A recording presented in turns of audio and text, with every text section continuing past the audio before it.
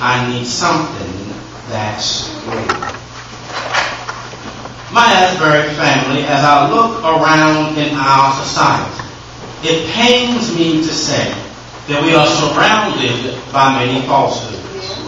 Day by day, we are encountered with individuals who display superficial successes as they exhibit what seems to be the fruit of one's labor without the work ethic needed to get them there.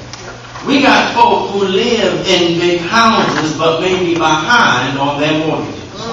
There are some folk who have the nicest of clothes on, decked out from head to toe, got all types of labels on their tags, but they got the nastiest of attitudes on the inside. Even those who have achieved academic triumph, they got some letters behind their names, but every once in a while they forget where they've come from. There are falsehoods all around us.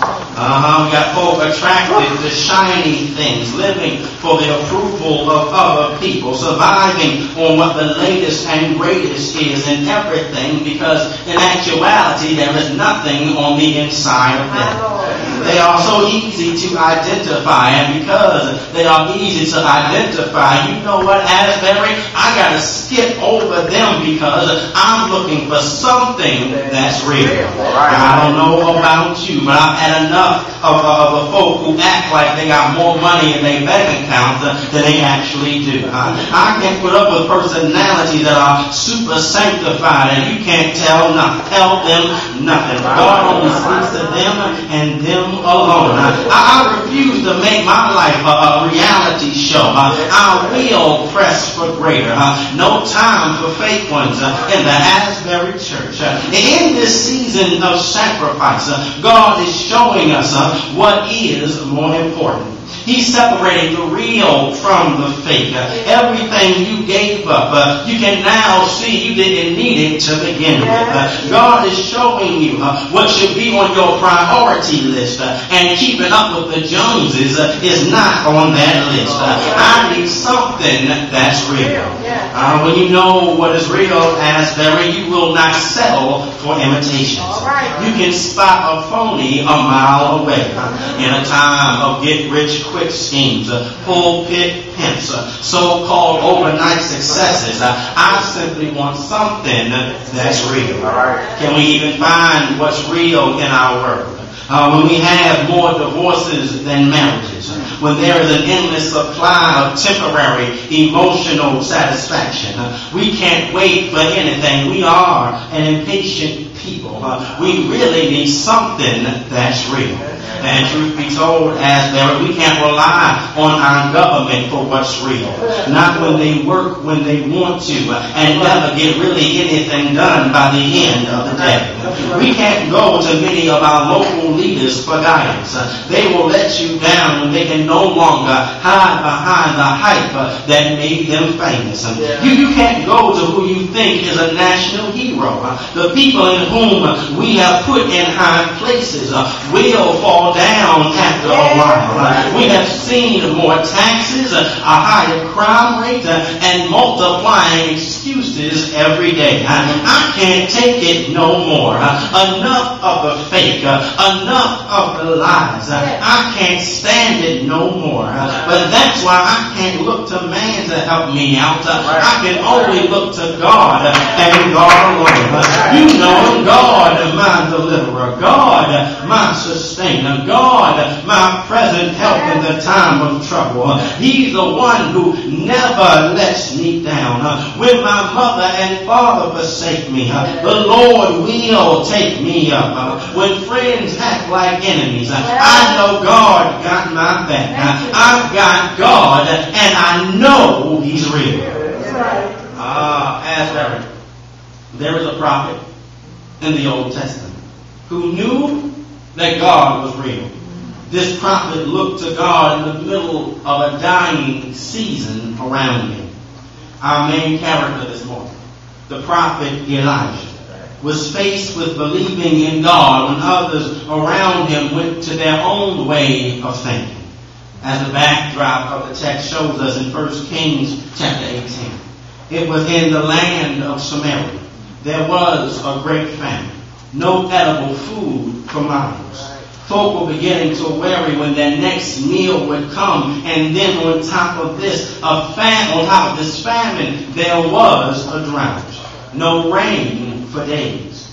So listen, the food that they had was already spoiled, and it looked like the hope of more food growing due to the rain was not going to happen for these people.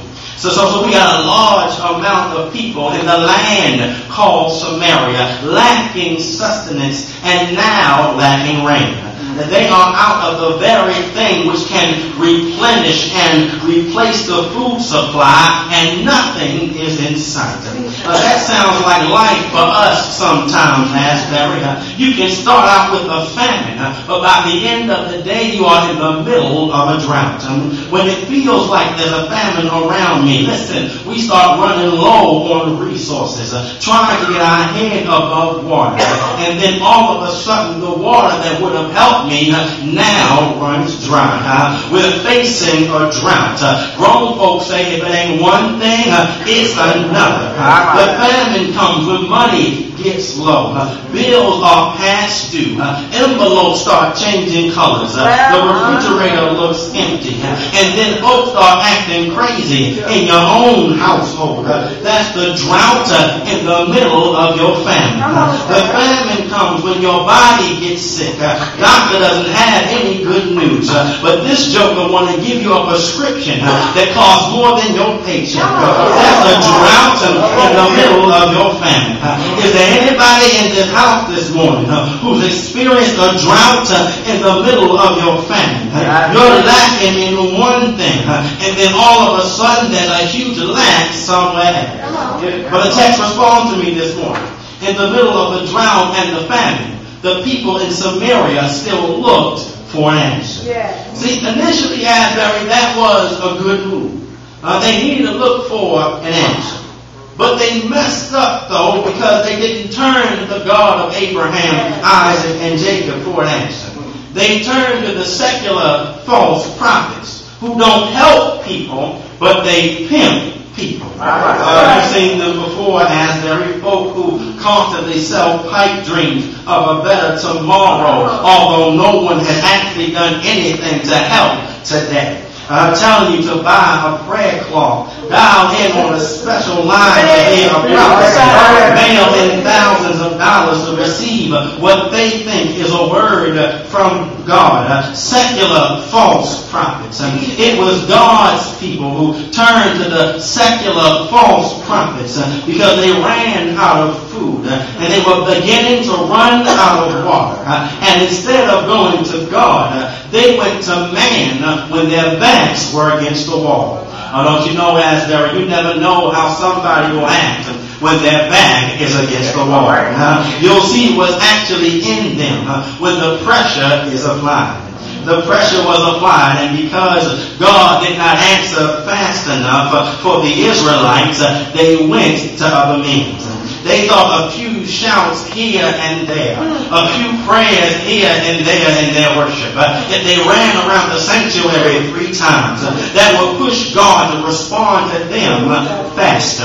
If they looked like they were holy on Sunday morning, wore their little church hats, sat on their family pew, and appeared holy and sanctified, God would answer them in their timing.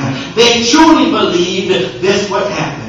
Well, who do you think you are to give God a timeline to bless you? Telling somebody in 3 days they're going to get a check in the mail.